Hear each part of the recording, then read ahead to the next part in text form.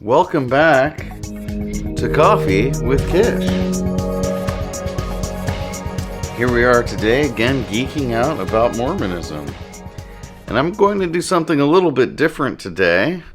I'm taking a request. It's a follow-up to my episode on how I became a Midgley fan. Someone asked me, well, why don't you do an episode on how you became a Lewis Midgley fan? Huh? I thought, well, fair enough. Why should Hugh Nibley get all the love? After all, he's not the only LDS scholar out there, the only LDS apologist. He's certainly the most famous of all, but a lot of people don't really appreciate everything that Lewis Midgley has done. Sometimes lovingly called Lou. So what has Lewis Midgley done for LDS apologetics? It's a good thing that you asked, because he's done some important things. For a short period of time, from 2005 to 2006, he was the editor of the Farms Review of Books.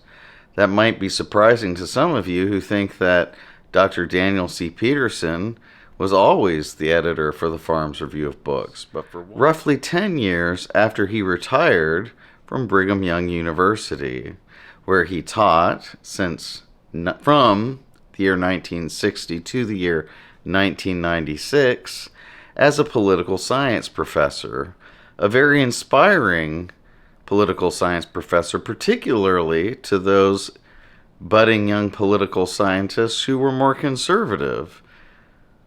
People like BYU political science professor Paul Hancock, who's also made something of a name for himself in LDS apologetics. So, how did I become a fan of Lewis Midgley? Well, honestly speaking, I wouldn't say I'm exactly a fan, but as I said before in other videos, I like to try to be even-keeled in my assessment of people, finding their good points and their bad points. Now, I think a lot of critics of the LDS Church are going to focus on Lewis Midgley's bad points. So I'm going to get those out of the way. Why would critics of the LDS Church not like Professor Lewis Midgley? Well, because I think he's something of an apologetic attack dog. I'm not trying to demean him by comparing him to a dog. I say attack dog because Professor Lewis Midgley is unabashedly aggressive. If you cross paths with Professor Lewis C. Midgley, you're going to know about it. He's not going to seek to be polite or mild. He's not going to, soften his approach in any way. You're going to get full Lou Midgley all the time, anywhere, total Lou. Well, what's the kind of stuff that he's done that some people have objected to? Well, for one thing, he's the kind of guy that has shown up to, book readings for books that he didn't care for about the LDS Church or about Mormonism and heckle the authors. He's the kind of guy who showed up in the Tanner's Christian bookstore in Salt Lake City complaining with slurs added about selling D. Michael Quinn's books. I'm not going to get into the details of that. They're not pretty, but as everybody knows, D. Michael Quinn was homosexual, and I think Dr. Midgley had a problem with that. Sorry to say. Anyway, that's another thing that he was known to do. He visited his place that has a very special place in his heart, New Zealand, where he was a missionary, I think twice, to track down the husband of a liberal Latter-day Saint, Dr. Gina Colvin, to try to get down to what was wrong figure out what was wrong with Gina Colvin and how she could possibly have a husband in the LDS church who was active and putting up with, I guess, Dr. Gina Colvin, because he really seemed to have a problem with Dr. Gina Colvin. Well, there's an underlying theme here, and, as much as some of this may have sounded objectionable to you, we have to at least acknowledge the consistency of Professor Lewis Midgley, and that is his unabashed, unapologetic, full-throated, complete conviction in the Mormon gospel as Professor Midgley understands it. This guy fully bought in every way. He's very sure of himself, very sure of his point of view.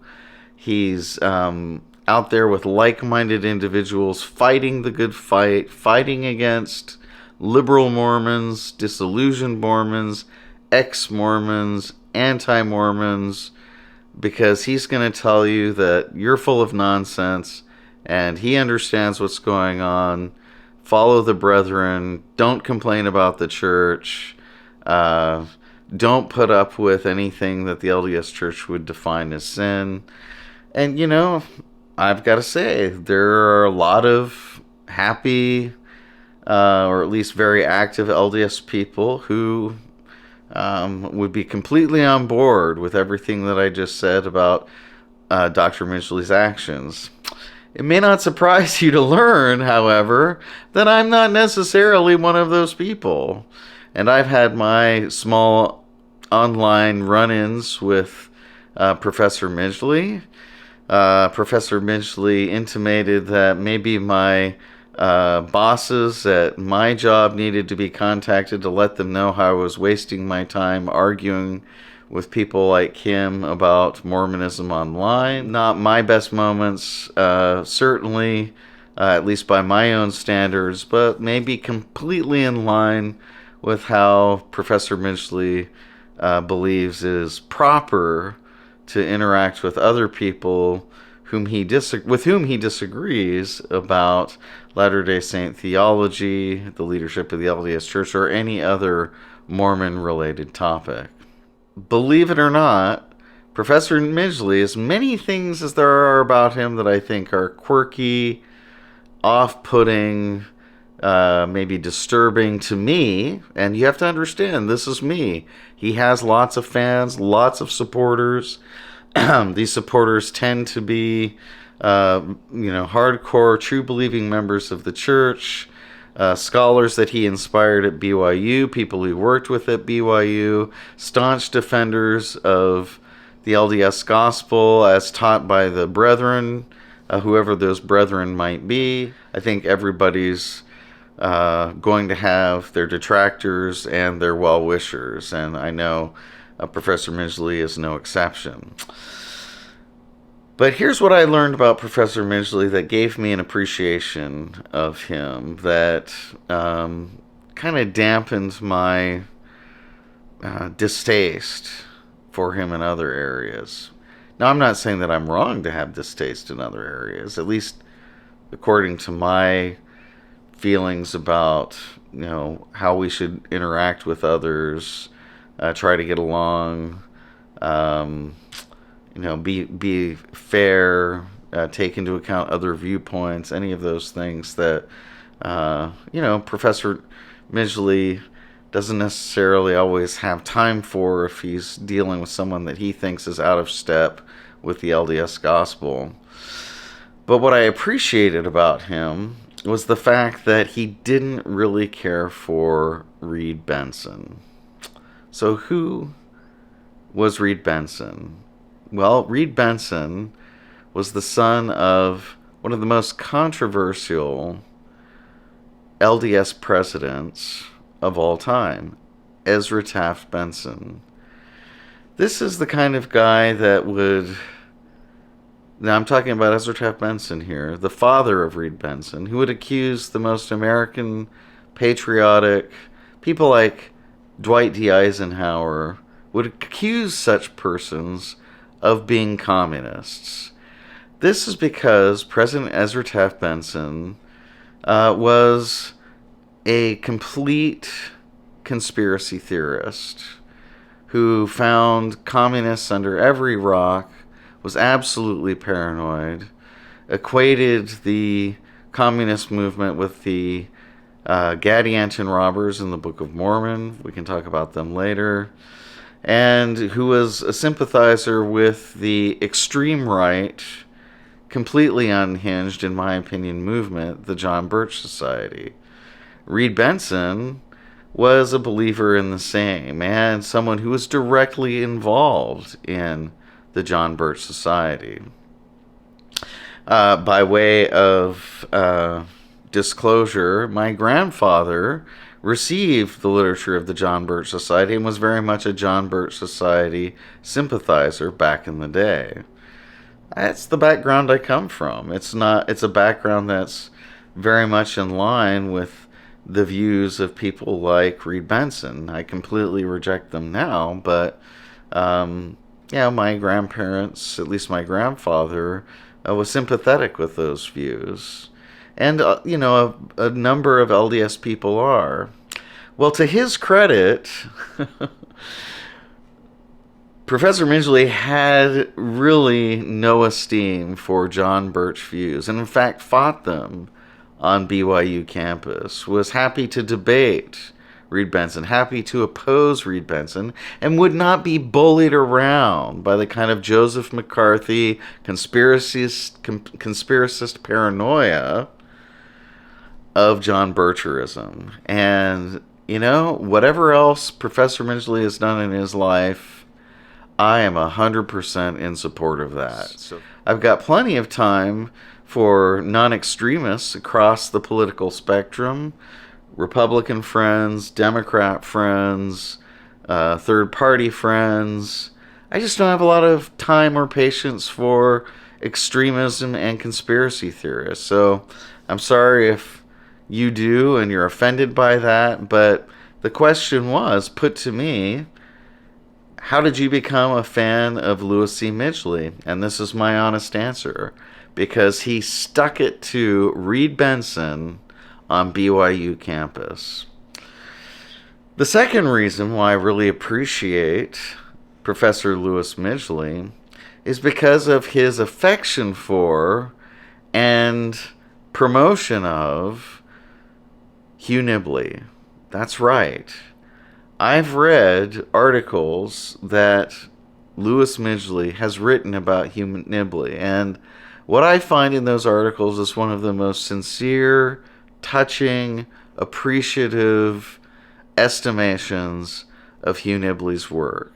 And as a fellow Hugh Midgley fan, maybe not today in the same way I was in the past, but as someone who really appreciates the place of Hugh Midgley in my personal life, in my history, and my development, I really was moved by Lewis Midgley's writing on the topic of Hugh Midgley.